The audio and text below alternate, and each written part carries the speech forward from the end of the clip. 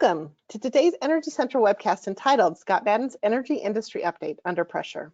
A few housekeeping notes we'd like to mention. We acknowledge that given the current higher demands on internet connections, where many are working from home, technical issues may be more pronounced.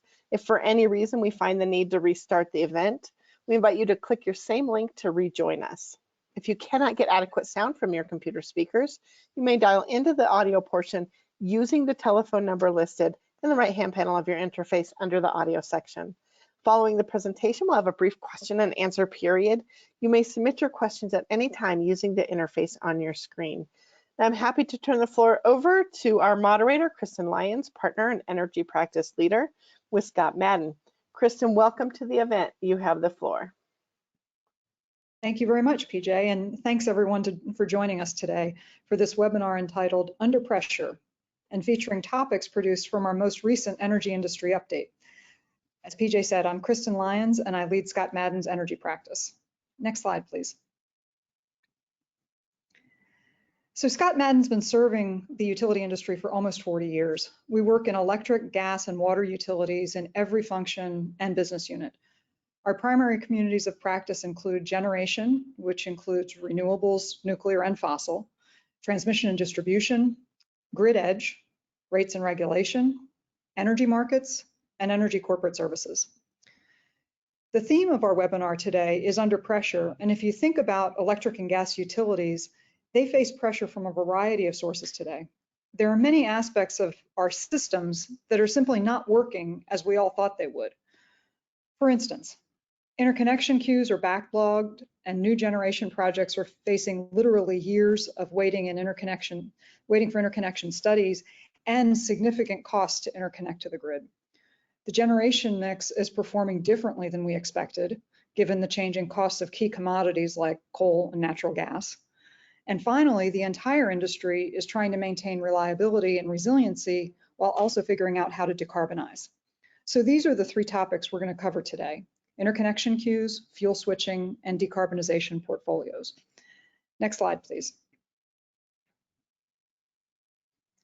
So our first topic is interconnection queues. And to get us started, Paul Quinlan is going to talk about where we are in terms of interconnection queues across the country. Paul is a clean tech manager with Scott Madden, and in this role, he assists clean energy and utility clients with market research, strategic planning, business planning and modeling, and due diligence evaluations. And frankly, he is my go-to person for anything related to clean energy. So I'll turn it over to Paul. Thank you, Kristen. Happy to be here today. Next slide, please. So we're going to start off with interconnection today, and just to level set, we're going to look at interconnection queues. And this is when a potential generator goes to the grid and applies to connect. And the purpose of the interconnection queues is to identify where transmission upgrades may be needed, estimate those costs, and assign those costs. And so what we can see in this chart here is how the interconnection queues have changed over time. This shows year-end capacity of interconnection queues across the U.S. and data compiled by Lawrence Berkeley National Lab.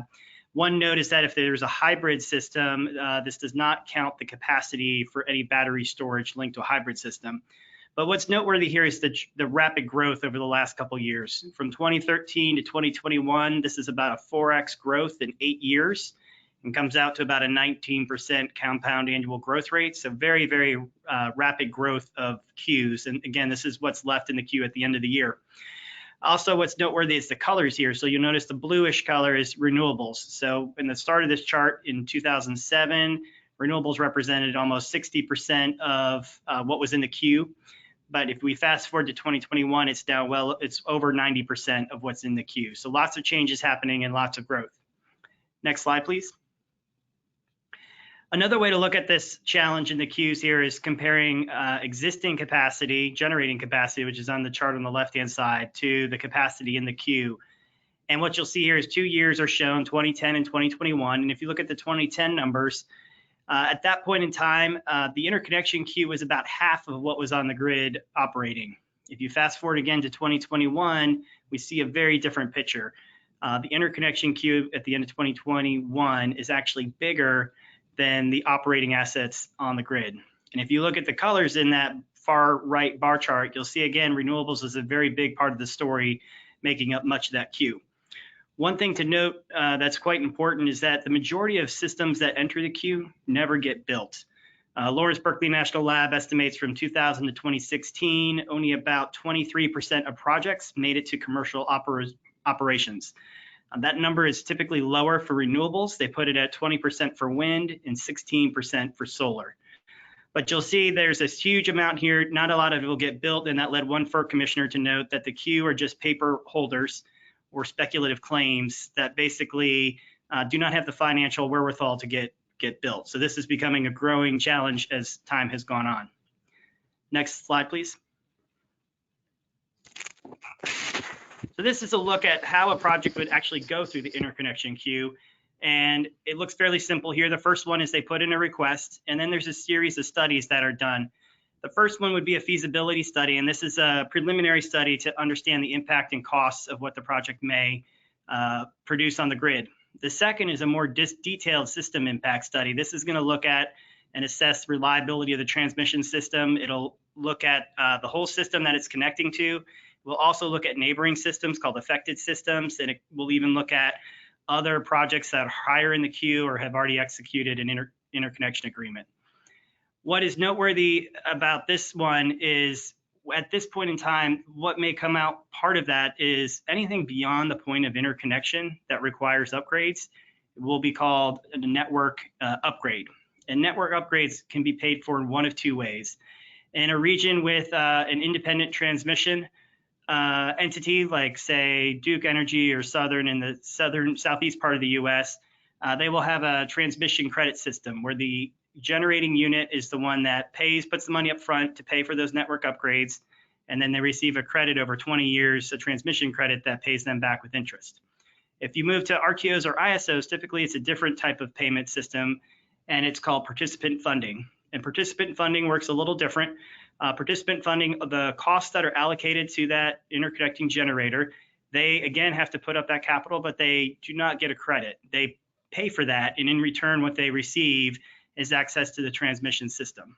And so network upgrades have been growing in size over time and have become a significant portion of project costs more recently, and have really contributed to the longer lead times that we see in interconnection queues. One big challenge is when someone gets the cost for the network upgrades, their system, if they drop out of the queue, what sometimes that'll trigger is restudies for other folks that are already in the queue to make sure that those costs get covered. So this will often mean the interconnection queue has become quite slow, quite complicated, and difficult to get through. But assuming that the system impact study doesn't reveal any problems, the next step then is a facility study, and that's looking at the equipment that would be actually required and the cost to move a project forward.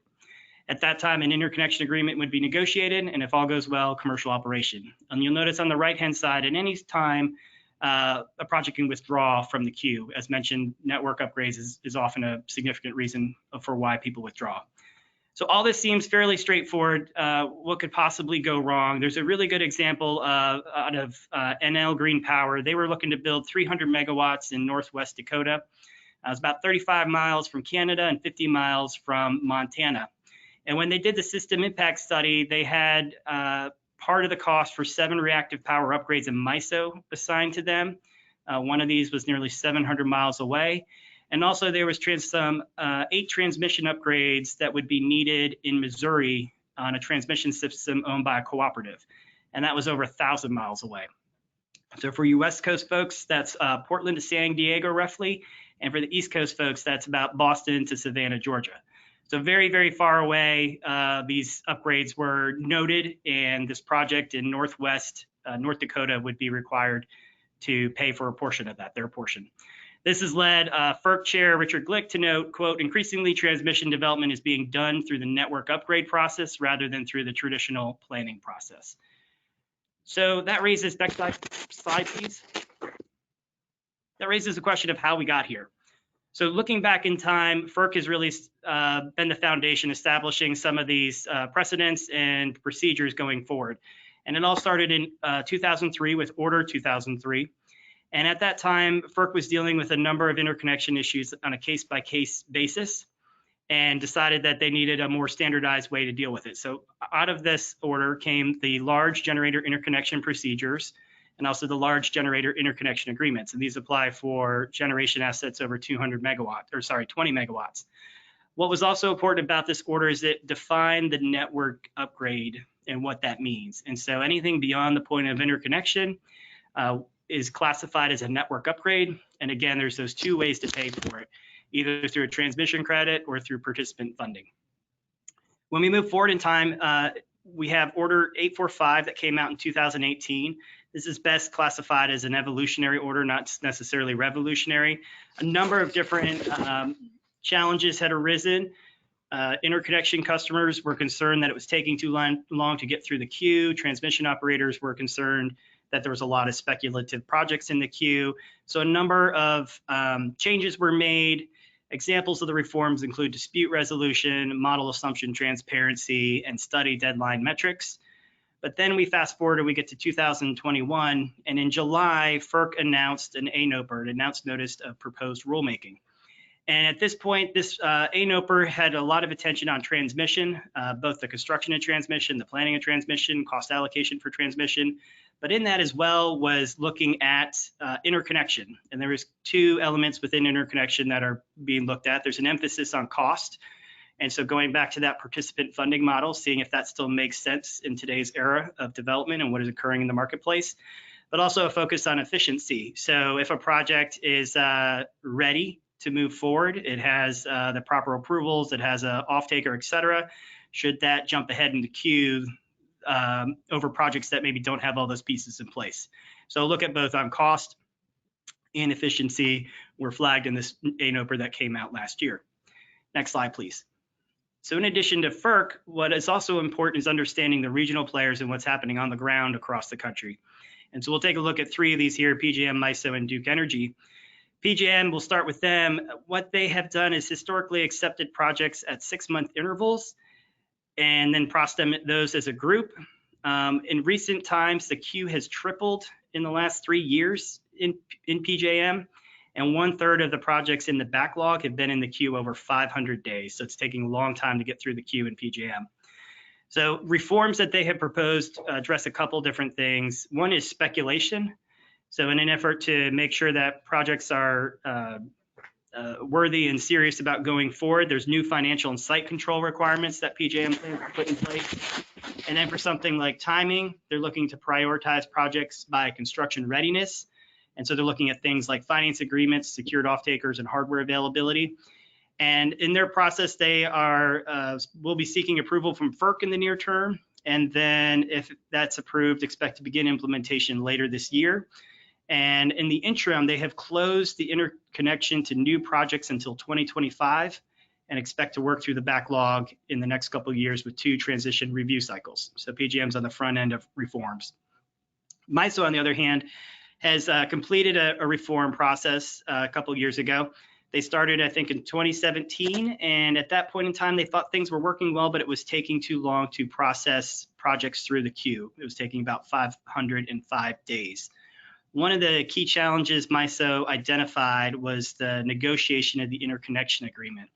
Under the process they had at the time, a facility had to, or a project had to finish its facility study before moving on to the interconnection agreement.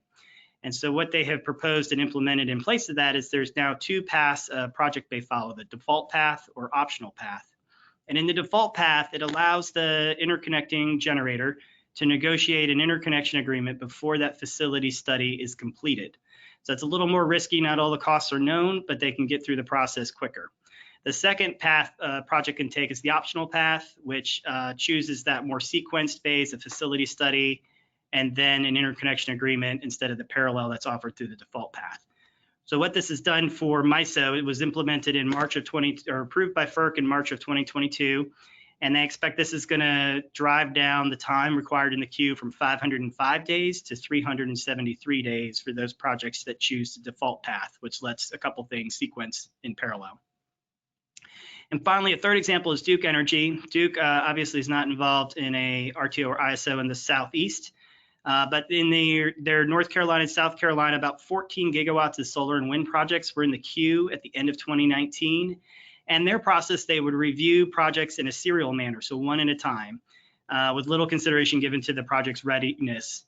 And so at some point, Duke then decided that this was not going to be sustainable over the long term and began looking at reforms. And they have since received approval from both the North Carolina Utilities Commission, the South Carolina Public Service Commission, and FERC on changes to their interconnection queue. And in large part, a big shift they're making is going from the serial review process to reviewing projects in clusters. So they will look at each cluster and the impact on transmission, distribution load flow, and then move those clusters forward based on those findings. In addition, they will add some timing and payment requirements to hopefully remove some speculative projects in the queue, and overall hope to see more predictability, improved efficiency in their queue going forward. And they expect to clear out their queue by the end of this year and then move to these reforms. Next slide, please. So in conclusion then, there's a couple things that are noteworthy from all the activities happening across the United States. First is interconnection reviews need reform. Much of the procedures and policies we have in place were established in a time when the grid looked very different. There was not as much congestion on the project or the grid. There was not as many projects looking to interconnect to the grid. We have a lot more renewables, a lot more projects, a lot more challenges to address. And so both FERC and regional stakeholders are thinking about what's next and how to improve that. Those are the two stakeholders that are obviously very, very important, FERC, as well as RTOs, ISOs, and utilities as well that run independent transmission as well. All are part of this working through the solution and improving these systems. Order 845 did a little bit improving efficiency, but clearly based on the charts we saw earlier and the growth of the interconnection queue, there's much more work to be done here. And finally, there's probably big reforms, broad reforms that are needed. If something as similar as participant funding has become a major sticking point and has cascading effects that lead to restudies, and so there needs to be a pretty big review of the whole process in order to ensure that there's an efficient process and fair process for all stakeholders involved to move through the queue and get interconnected to the grid. So with that, one final note is that FERC has issued one rulemaking proceeding based on the ANOPR from last year. Much of that was tied to the transmission planning and cost allocation. And so look for later this year for something tied to interconnection coming out, a rulemaking proceeding there. And that would be the next step to look for, to see how some of these changes may occur. So with that, thank you for your time, and I'll turn it back over to Kristen. Thank you, Paul. Yeah, I think everyone is anxiously waiting to see what happens with FERC's next ruling on interconnection queues. There's a lot to unpack there. So our next topic is fossil fuel switching. And Ed Baker is going to present on this topic. Ed is a partner with ScottMadden, and he's been with the firm since 2001. He has extensive experience in the generation space, specifically in performance and operation improvement, strategy development, business planning, org design and staffing, and implementing fleet playbooks across fleet operating organizations. So Ed, take it away. Thank you, Kristen. Next slide, please. So first, I'd like to step back 15 years or so before coal units began to shut down. In 2008, coal's market share of the US generation was about 48%. In June of that year, natural gas spiked to $12.69 after having averaged about $5 in the 10 years prior to 2008. Frankly, things were looking pretty good for coal. But then the coal industry was hit with a series of blows. Environmental regulations, including MATS, caused owners to decide whether to pursue costly retrofit projects. And for old and small units, this math did not work. Plants retired during that time averaged about 50 years old and 100 megawatts. This was also the time of the shale revolution. After decades of relatively stable levels, natural gas production took off. So in the dozen years that followed 2008, natural gas averaged about $3.25, or a third less than what it did in the 10 years prior. Also, wind and solar development began to really ramp up. So during this first wave of closures, it was relatively straightforward decision to close plants that were out of the money. Next slide, please. So fast forward to current day. Coal was the second largest energy source for U.S. electricity generation in 2021, about 22% of the total. And it still provides over half the electricity in 8 states: West Virginia, Wyoming, Missouri, Kentucky, Utah, North Dakota, Indiana, and Nebraska. And if you're in one of those states, a significant transformation will have to occur on the road to carbon neutrality. As a note, West Virginia earlier this year eliminated its ban on nuclear power. So that's an example of a potential significant transformation. So retirements are expected to continue. However, in this second wave of closures, the drivers are a little different. While economic drivers continue, coal units continue to age, renewables are becoming more cost competitive, and until very recently, gas prices were low. There are also more societal pressures to reduce carbon emissions domestically and abroad, as well as state-level renewable portfolio standards. As we will talk about in the next few pages, however, the decisions to abandon coal are not as straightforward as in the past. Next slide, please. So despite all the doom and gloom described previously, coal's seeing a resurgence. The trend of declining coal generation has reversed. In fact, in 2021, coal generation was up 16% in the US and 20% in Europe. Some are responding to this recent uptick in demand by maintaining or growing investment in this sector. An example is Glencore's recent recommitment to coal, at least through 2050. This approach helped Glencore post record earnings in 2021, and coal is expected to be an even bigger contributor to Glencore's profitability in 2022. So what caused this uptick? I'm going to talk about the following 3 things on the next few pages: the relative economics of coal versus gas, increased post-pandemic demand, and the Russia-Ukraine conflict and its impact globally on the energy industry. Next slide, please.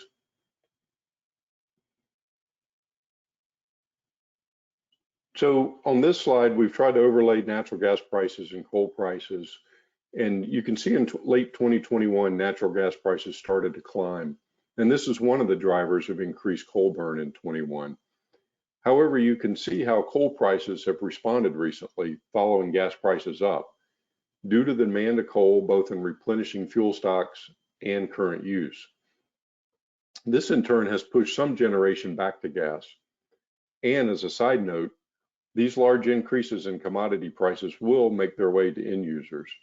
FERC predicts electricity prices could rise by as much as 233% over last summer's power prices in some areas. Next slide, please. Demand for electricity has also been a driver for the resurgence in coal. You see the low demand in 2020 caused by the COVID-19 pandemic and the relatively strong rebound that followed in 21 and the forecast for continued growth in the foreseeable future. Next slide, please. And the final driver I'm going to talk about for the uptick in demand for coal is the Russia-Ukraine conflict. Russia has been a big supplier of natural gas to Europe. In the example shown here, Germany gets 32% of its natural gas from Russia. The invasion resulted in Germany halting certification process of Nord Stream 2 pipeline, which was supposed to increase capacity from Russia to Europe by yet another third. You might be surprised to hear that Europe has not weaned itself off of Russian gas yet. They've revealed plans to do so, but their strong dependence continues. You'll see on the chart on the left that one result of this is that European coal-fired generation continues to increase. I mentioned earlier it was up 20% in 2021. And this shows that except for the first week of the year, each week in 2022 has been higher than the corresponding week in 2021. Given this situation has caused the awareness of energy security has grown, even if it means slowing the path of decarbonization. I recently heard someone say the demand for energy is more important than the demand to decarbonize. So next slide, please. I'm going to pause just for a moment.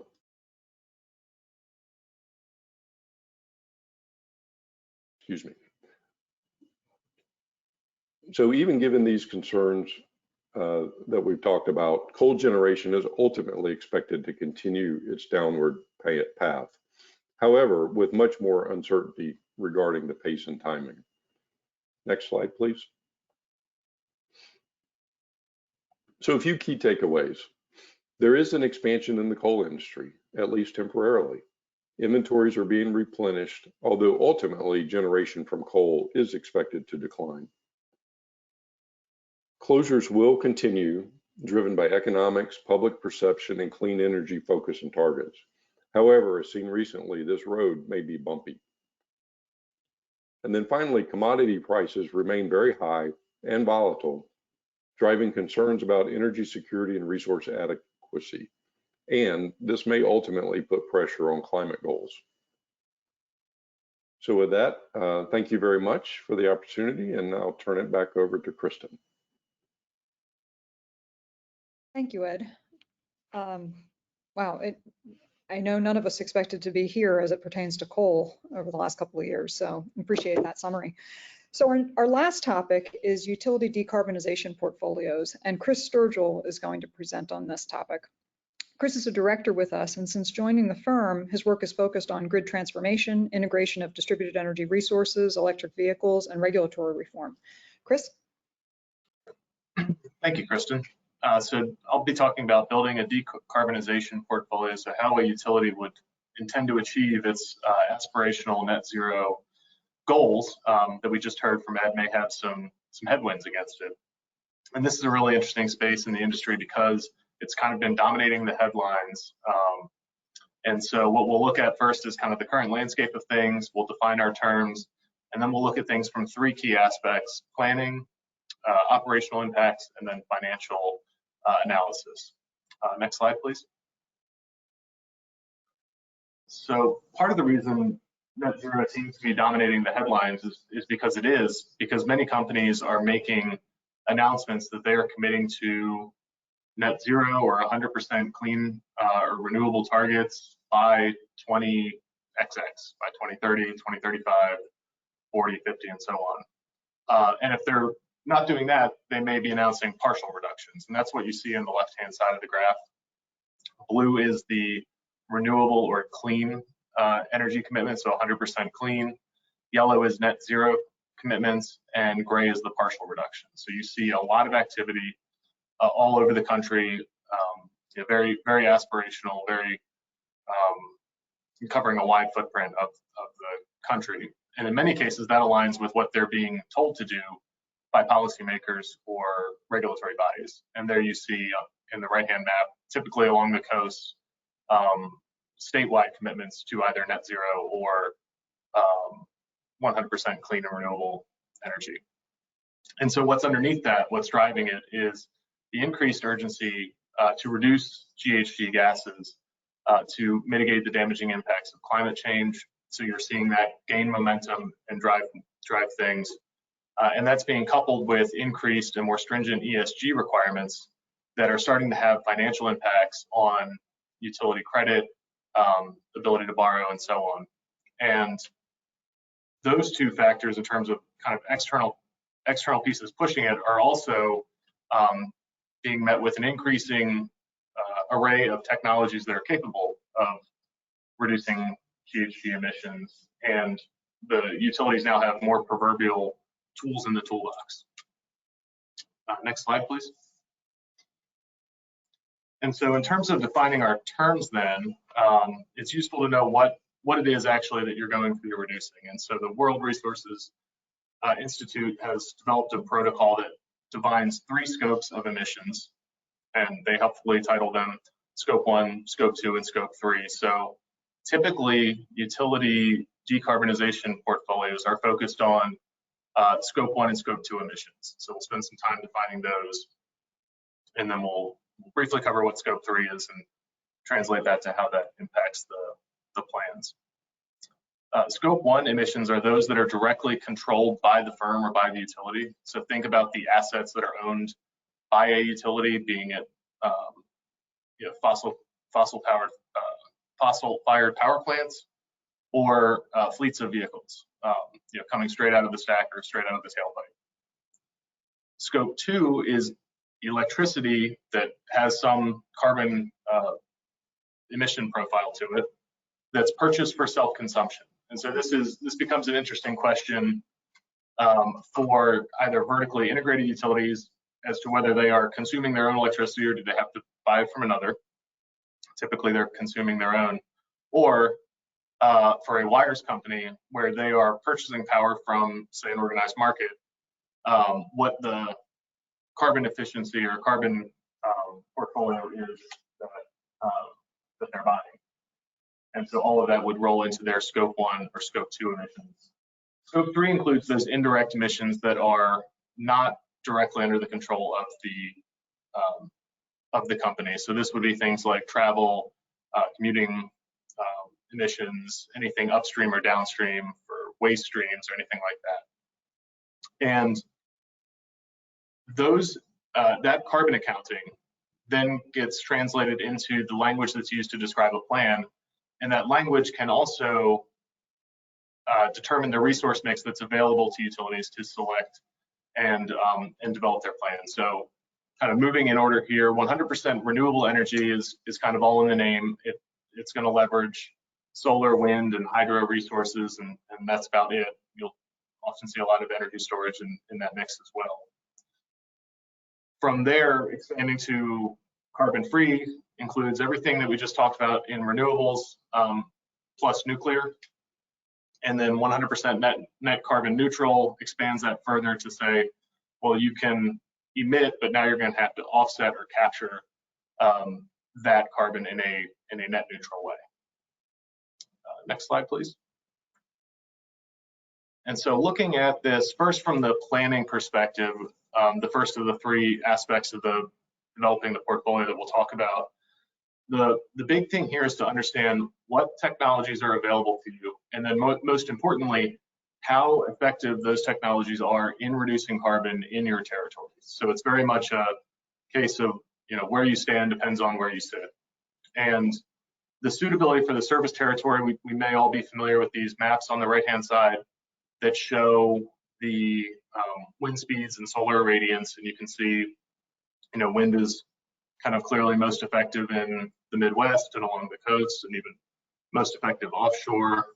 And then solar is, best in the sunny southern part of the country.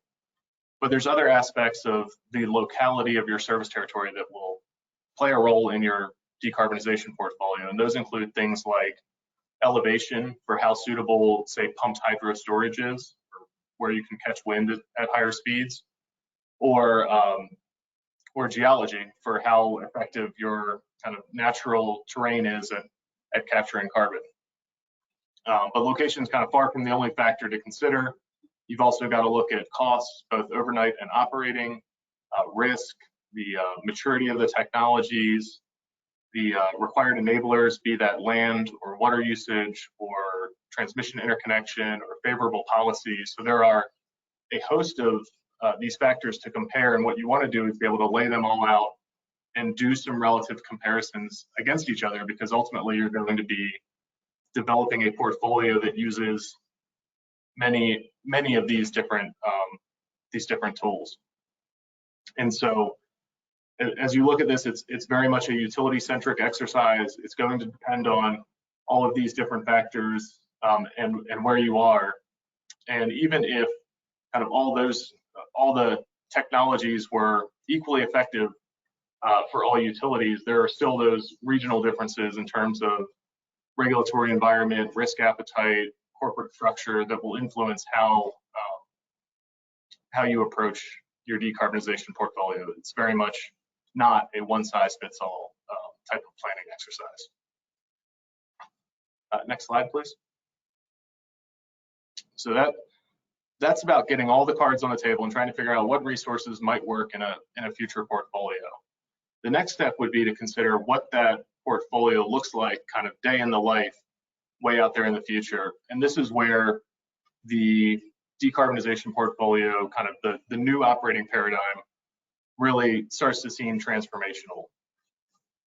This is the graphs on the right-hand side of this page show what future seasonal dispatch curves, the 24-hour dispatch curves, would look like, conceptually by asset type for a utility that's very much into but not yet complete on its path towards net zero. And so they're not to scale, so I know that the engineers may take exception to that. But what we have in this mix is yellow for solar, and you can see that it's overproducing in midday.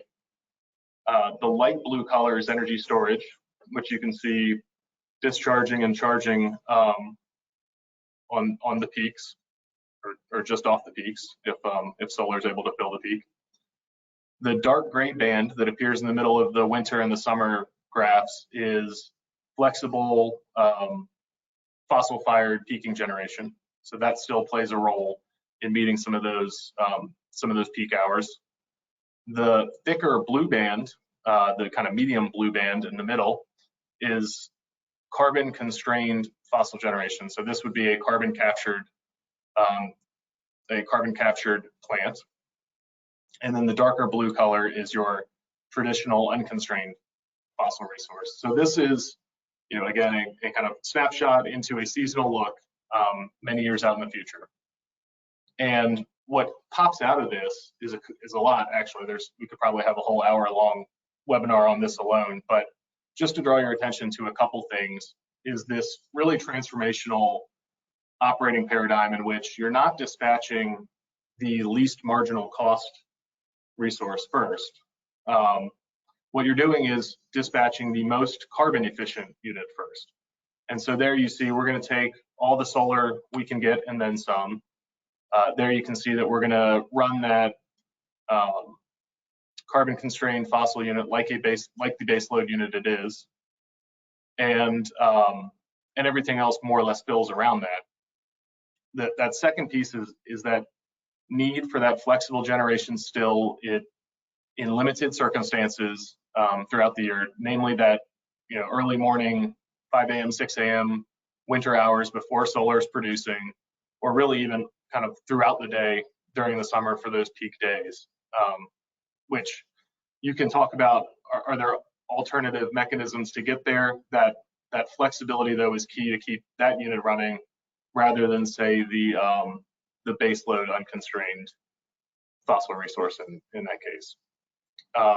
So that's really the operational mindset shift.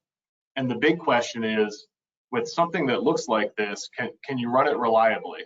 And I'll draw one more, draw attention to one more feature on the graph, which is that unconstrained carbon resource at the bottom. That's you can see very much cycling throughout the day, which is not how those units were really designed or operate today. And so, when you start thinking and introducing the question of reliability, does that get you there, or do you need to go back and put more constraints around ramp time and those types of factors in the model to make sure that that's effective? So really kind of a transformational mind shift there, and this type of exercise tends to raise as many questions as it answers, but it proves valuable in building a portfolio and then also stress testing it that yes, we think we could make this work in this future environment. Next slide, please. So the final piece of this is the financial side, and this is one where the cost of this transition is significant, and the ability to estimate that cost and then communicate it to the variety of stakeholders that are involved in this, be that regulators, shareholders, the utility customers, utility personnel, and other interested parties. You have numerous parties that will weigh in through the rate case process or other regulatory proceedings. Being able to share the vision, the price tag of it becomes important, because it's a plan that by its nature will take decades to develop and unroll. And the sooner you can start making progress towards that, the longer runway you give yourself, the more you can stretch those costs over that time period and manage some of the rate shock, which is really kind of one of the pieces of this that you're trying to avoid. Lots of factors play into this, probably the most significant of which is the forecasted cost of carbon. And so this will vary either by utility, or sometimes the state will dictate it for you. But understanding what that is and how it escalates then lets you make those trade-off decisions of whether it's more cost effective to pursue a cleaner energy solution with zero carbon emissions versus a less costly but more emitting solution. So that'll get into those, retirement decisions for, say, coal generation, like Ed was just talking about. Other factors to consider are timing. So we're trying to avoid rate shocks here. We've got a lot of existing assets. We've got a lot of new planned assets. And what you're trying to do is sequence it in such a way that it doesn't all hit in 1 year. And if you let a planning model, if you kind of leave it up to its own devices, what it's going to try to do is defer for as long as possible to get that present value of those future costs as cheap as possible, and then build everything in 2049 if you're trying to make a 2050 goal. And so that's that judgment call of constraining the model, making some phased investments, drawing some interim targets is a key step in this. The final note here is that with any 30-year plan or something to that effect, uncertainty is inherent. You're not going to get an exact right answer. What you're trying to do is build momentum, get directional guidance to build momentum to achieve your decarbonized portfolio. Next slide, please. So just to recap, the 3 key points here in building that portfolio is to first tailor the plan to technologies that work well for you, and assess that holistically from all the enablers, all the costs, all the implementation timing that goes with them.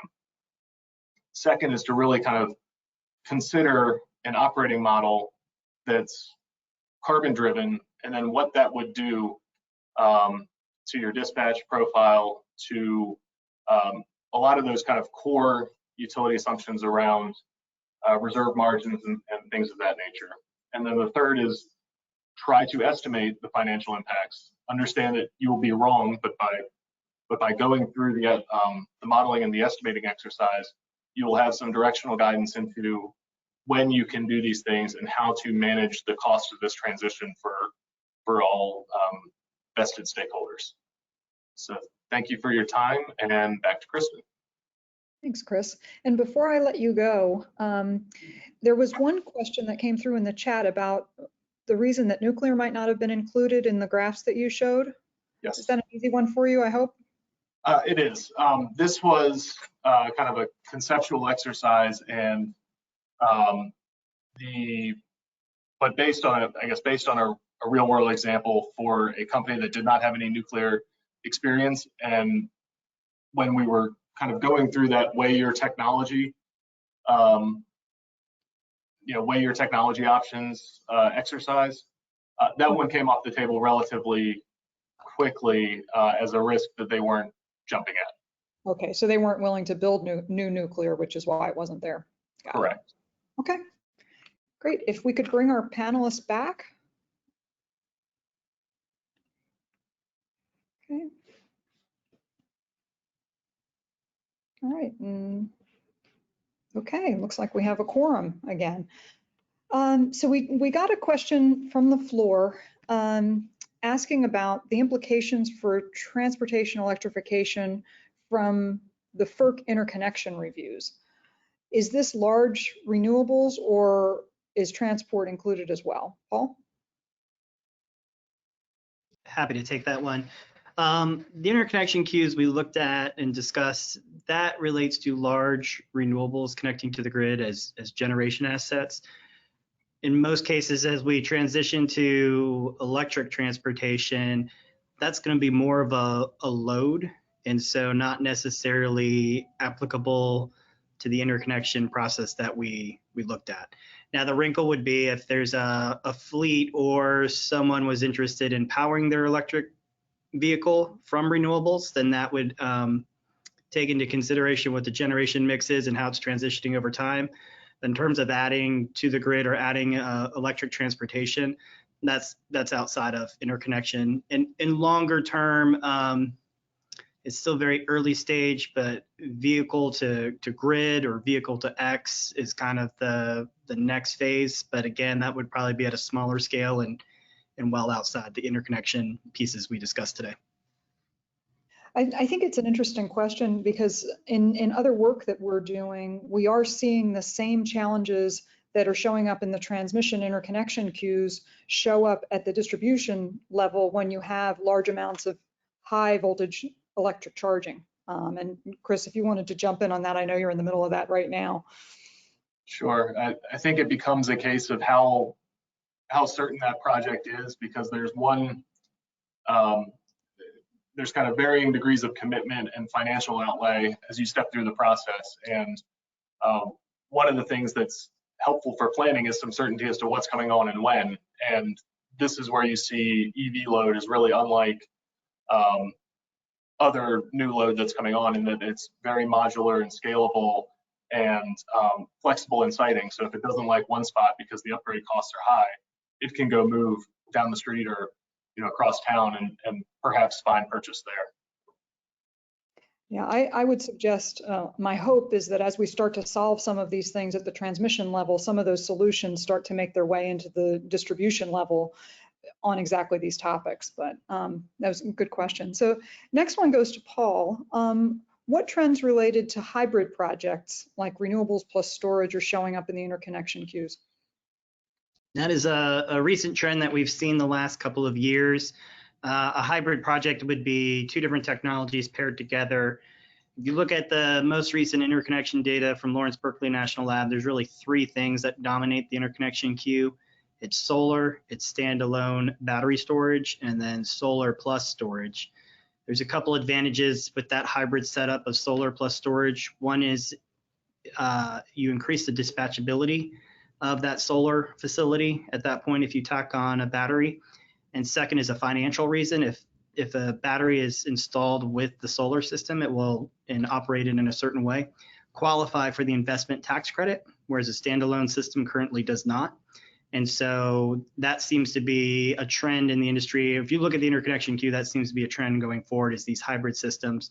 The one challenge based on what we've talked about today, batteries have become very difficult to come by with supply chain disruptions, with commodity price increases.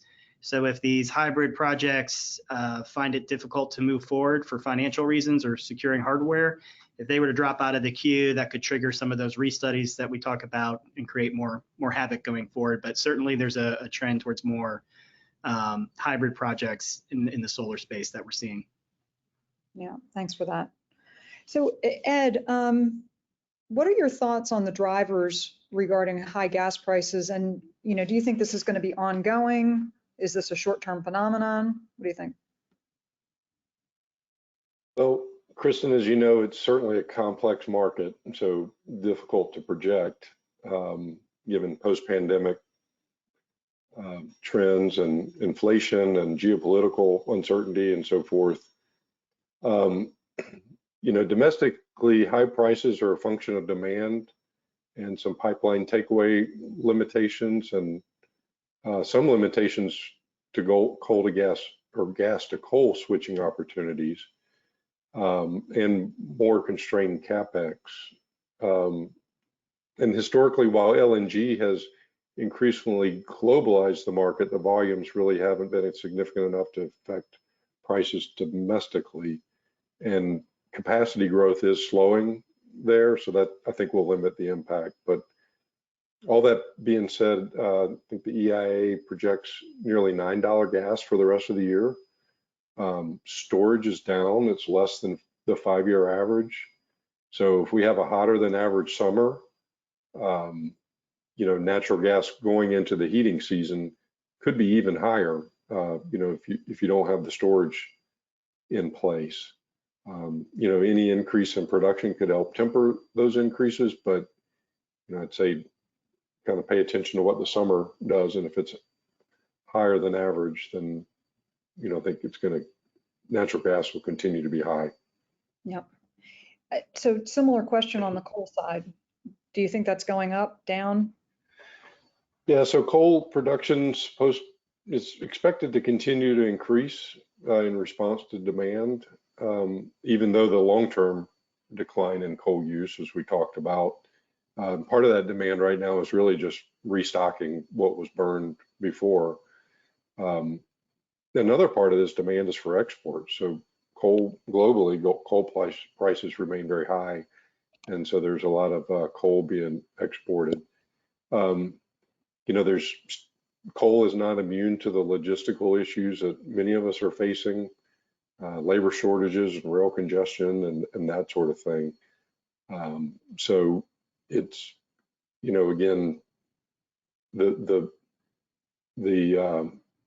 indications are with, continued demand and, globally that the coal prices should stay high, and, the switching dynamics will just be dependent on that relative marginal price between gas and coal. Yep. Thanks for that. So, Paul, a question for you. What are the primary drivers for the 75 to 80% of projects in the queue getting dropped off? There could be a lot of reasons for that. Interconnection is one of the longest, if not the longest, lead time items for renewables. Their project development. So it's often one of the first things that is started in the project development cycle. So at that point, anything along the way could trip up a project and make it uneconomic and withdraw. It could be environmental permits, it could be local permits, it could be securing financing, it could be the network upgrade costs. So there's anything along the way, being that it's a long lead time item, that could make a project unattractive. Some of it could also be speculation, as noted by FERC and others. There are folks that will go out and secure land rights and then start the interconnection process with the hope to selling that to a larger development firm. So there's just a lot of interest and activity. And then, as we've seen, a challenge in processing those specifically. The interesting one, I think, is land rights and securing land. Historically, some markets did not require the land to be under contract, and so it made speculation very easy just to get in the queue with a capacity size. And those are the types of reforms that we're seeing to make it less speculative going forward. Gotcha. Thanks for that. So we've gotten a few questions about the analysis that Chris presented. So I'll start with one. So did you look at the capacity required for some of the emerging technologies, particularly storage, and comment on what it will take to reach some of those capacity levels? Or is it even possible in this time frame, considering key material requirements? Yeah, so for storage, one of the things that we looked at for this was kind of forward-looking cost curves, and for storage in particular, that starts to look pretty attractive in out years with some of the DOE's moonshot efforts. And so, you kind of load that into a model, and what it wants to do is select a lot of that, particularly out in time, particularly as some existing assets are retired. And so what you end up having to do is really constrain the model from over-selecting, from selecting more than you could possibly build, particularly given kind of at least near-term supply constraint questions, and considering the familiarity of the resources with that technology. So you want to build into the plan some flavor of piloting or becoming familiar with the technologies before you start to try to deploy them at massive scale. Gotcha. And then can you speak to energy efficiency and how you treated that as a resource? Yes. So energy efficiency was included on the kind of net load side. So for simplicity, we showed the one line for net load. The customer-facing programs would actually act on the demand or the load side rather than the supply mix side. So it's kind of inherent in the line and was actually serving to tamp down the forecast that the forecasted demand that needed to be met. Okay, great. Thank you for that. Let's see. I'm just looking back through a question. All right. So Ed, do you want to speak to the use of SMRs as it pertains to co-location of energy and energy producers and energy intensive end users? Sure. That's certainly one of the things that SMR vendors are talking quite a bit about, is the co-location aspect. So put the source of energy close to the very, very close to, or co-located with the use of the energy, whether that be big data center, Bitcoin mining, industrial applications, that sort of thing. The question will be, so when you draw the zone around the emergency zone around the new SMR, does that demand center fall within that? And then therefore you're subject to a lot of the security constraints, associated with nuclear. Are you outside of that zone, and then do you lose some of that benefit of co-location? But that's certainly one of the big things that the SMR community is talking about. Gotcha. Okay. Thank you for that. So we got a follow-on question to what the primary driver is for so many projects dropping out of the interconnection queues. Are there any efforts to reduce that? And I think I would refer back to what Paul talked about in terms of the FERC is looking at this, the individual RTOs and ISOs are looking at this, transmission owners like Duke are looking at this. So I think there are a number of efforts ongoing to try to get after both the high attrition rate and the length of time both to study and ultimately to interconnect. So myriad efforts underway. Fingers crossed that some yield some results soon. So let's see, Ed, let's end with you.